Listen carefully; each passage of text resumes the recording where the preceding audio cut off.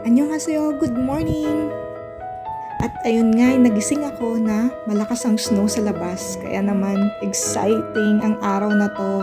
Kasi nga, hindi ko talaga naranasan yung snow doon sa Puhang. Kaya naman, ang aga-agang lamig. Kasi nga, ang lakas ng snow sa labas. Kaya nagmuna-muna tayo bago tayo kumilos at tinitingnan yung ganda ng snow.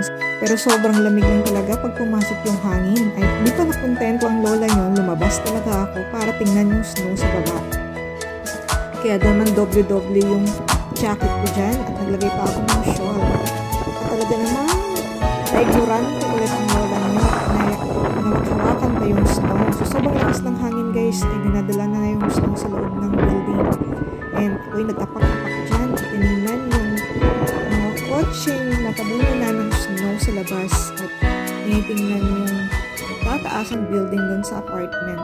Kasi minsan lang talaga namin nadadalaw yung apartment namin sa Cheonan kung may mahaba lang na bakasyon.